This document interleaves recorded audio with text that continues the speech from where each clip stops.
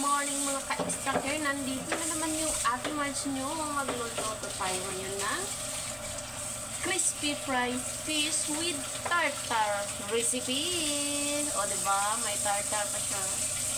So, ito yung gagamitin natin na rice isda. So, kasi ganito yung gagamitin natin. Kailangan natin na tanggalan ng balat. Walang hiyato. Paano ba tanggalan ng balat ng isda, guys? Hindi ko alam paano ko tanggalan ng balat. Promise. Walang hiya siya. So, kailangan natin siyang tanggalin sa sa buto. So, ganito mga kaate. So, kailangan pa natin tanggalan ng balat.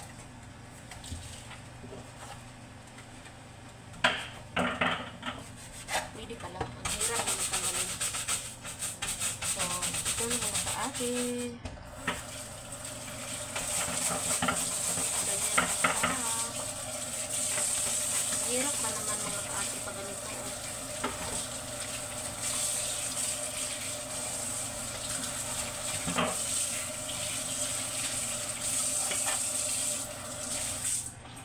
Kailangan pala sa walang buto. Ang dami namang arte.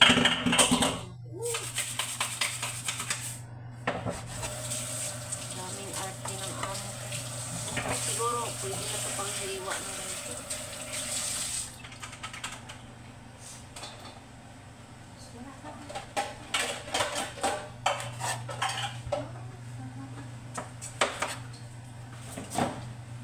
Tanggalan ng balat.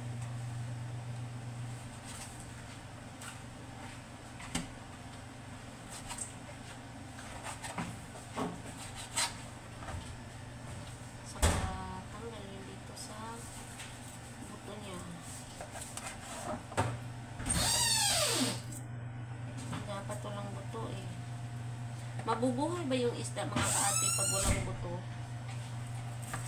Yan ang tanong ko. Pwede ko siya mga So, ito na yung isda, guys. Alangan ang ko. Yung siya ni guys. Yung isda, yun siya malamang. Dito, guys.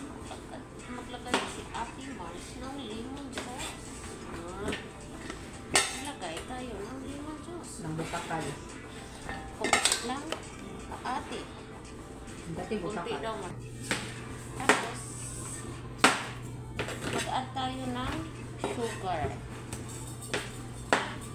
Kunti lang. Dami-dami lang pala. Kayo naman kung ilang sugar yung ilagay nyo. Siyempre, asin.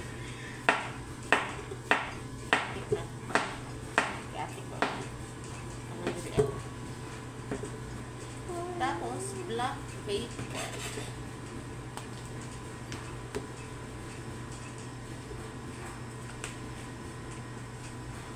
Mix lang natin.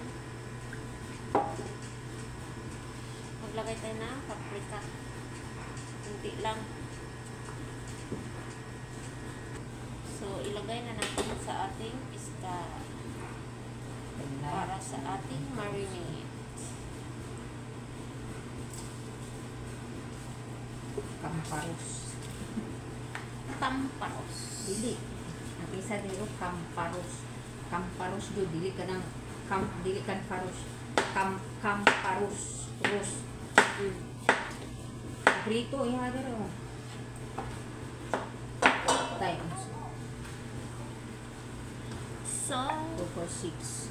sit aside muna natin itong mga kaate. Be So, careful. mag-add tayo ng ouch! Uulitin natin itong flour mga kaate. Kasi may tubig pala yung lagyan ko. 1 cup yun. 1 cup na all-purpose flour.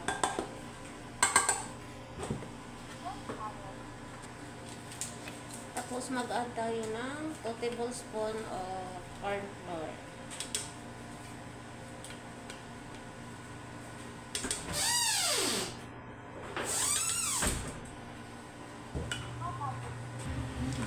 dito mga kati, maglagay tayo ng 1 teaspoon of paprika.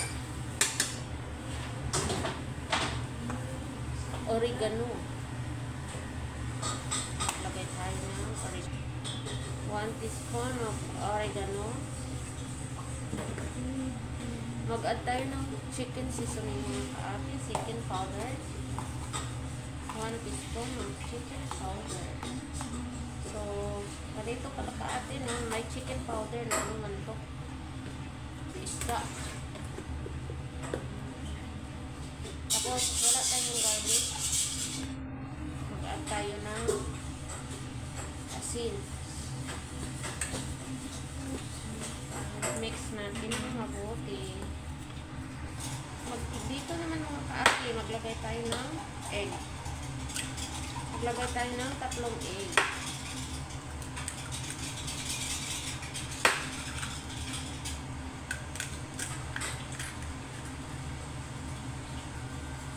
Siyan natin ito mga kaati.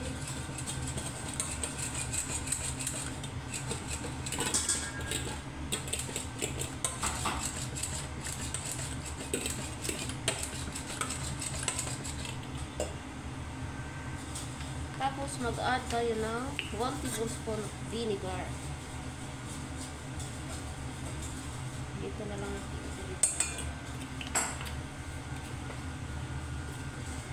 Mag-add tayo ng fresh milk. 1 cup.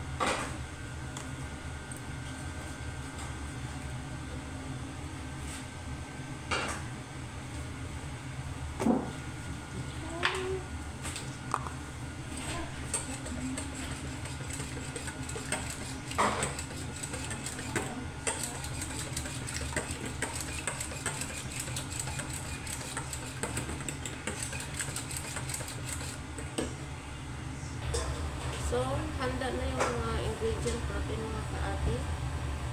Tapos, dito na din yung isda natin. Tapos, dito yung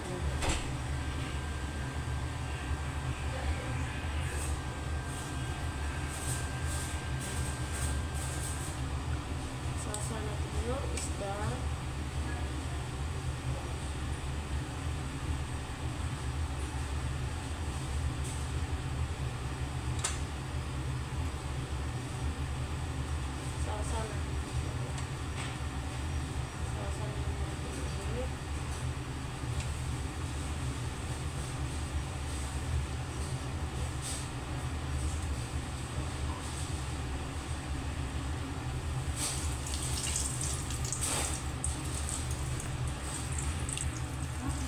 So, okay na yung ating fish mga kaati.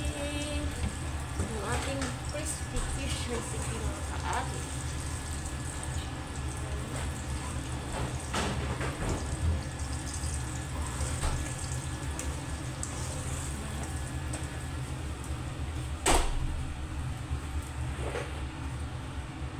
Log-log na lang natin dito sa dito mga kaati. Ilog-log natin dito. Wala na yung light? Wala. Nani tatawa sa kuwan. Sa atos kuya lang na.